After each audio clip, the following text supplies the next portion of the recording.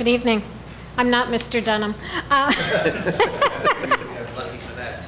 But he will follow shortly.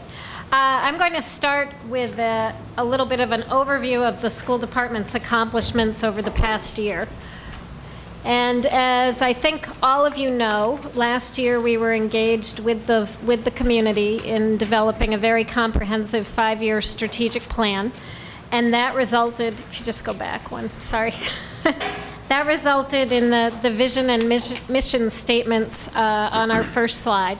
The Portsmouth school community prepares each individual student to embrace life's challenges, develop strong character, become responsible citizens in our global society, and realize their dreams. And then the mission statement is to engage all students in rigorous learning opportunities supported by a high-quality, challenging curriculum and superior teaching to prepare them to thrive in an ever-changing world. And this plan, next slide, please. This plan called for accomplishing 86 objectives for school year 2010, the year we're currently in. And of these 86 objectives, 79 are on the timeline, so they're the green bar, for 92%. 5 are delayed for a variety of reasons, some of which are changes in the state context. For example, one of the objectives was to redesign our evaluation system, but now with the Race to the Top proposal and the Regents' moves in the evaluation area, we have done a lot of work on that, but we are not trying to redesign our whole system because the state is saying they're going to come out with a model this summer. So we're going to review that and tweak our system in the meantime. So 6% are in the yellow category, and 2% are not being implemented at this time, some for reasons of funding. Next slide, please. And then, as you may have seen in our budget book, in the executive summary, we've had a number of accomplishments again this year, of which we're very proud. One is that our strong academic focus continues to pay off. We had significant gains in kneecap scores in all areas last year, and those were maintained, and additional progress was made in some areas at both the elementary level and also particularly at the high school level. And we had the second largest gain in the state in 11th grade math this year, and scored third highest in the state overall on the mathematics kneecap. All of that said, no one in the state is where they need to be in the area of math when you look at those test scores, but we are very pleased with the progress. Our kneecap science scores went up at all grade levels, and I particularly want to compliment Hathaway School. They had the second largest increase in the state among all elementary schools in the area of science.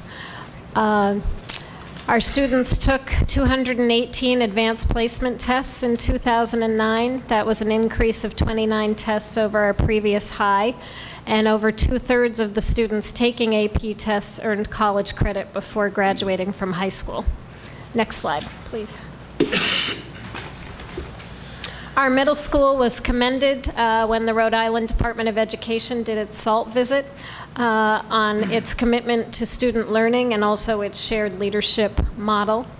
Our elementary schools have continued to expand Open Circle, an award-winning social competency program, and that is in keeping with our strategic plan. Technology is being used to enhance teaching and learning at all levels, as well as to provide additional academic supports. And we've introduced interactive technology such as whiteboards and then document cameras in addition to computers. And we're integrating that into instruction. And if any of you had the opportunity to see any of the senior projects last week, one of our technology integration specialists commented to me that 3 years ago, kids had those fold-out cardboard, you know, the things you see in kind of 8th grade science projects. And now everyone's using technology, PowerPoint, and sometimes even more interactive graphics, etc. And all Portsmouth teachers now have individual websites to increase communication with students and parents. Next slide. We've had a great year with regard to our athletic teams. Our cheerleaders won the 2010 All-State Championship. Boys basketball won Division II state championship. The girls swim team achieved the Division III state title. The boys hockey team won the Division II state championship. And the varsity boys tennis team just recently captured the Rhode Island Division III state championship. So we're very proud of our student athletes and also our student artists. The high school art students were awarded 10 gold and silver keys, 3 of them gold key portfolios at the Rhode Island Scholastic Art Awards, and 15 high school student musicians were accepted into Rhode Island all-state groups, and they're listed there before you. So in conclusion to this introduction, I want to say, often the fear is when you engage a number of people in a strategic planning process that it becomes a kind of yellowed, dusty plan that sits on the shelf and no one really looks at for the next 5 years. And we are very much using that. And I want to thank our Assistant Superintendent, Colleen Germain, and also all of our staff for all of their efforts in implementing that. And now I'm going to turn the budget presentation over to Mr. Dunham and thank him and his staff for all of their efforts in its preparation.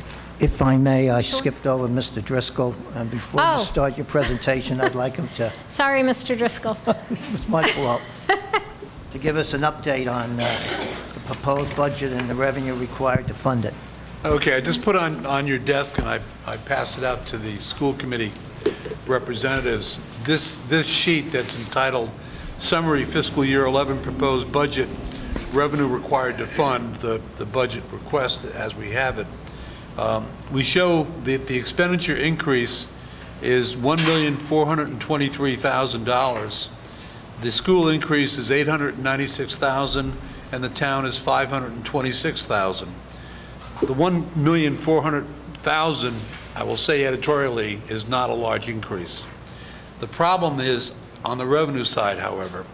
Right now, with the motor vehicle shortfall and with the cuts to education aid, we're essentially looking at $1,800,000 in state aid disappearing from the fiscal year 11 budget from fiscal year 10 levels.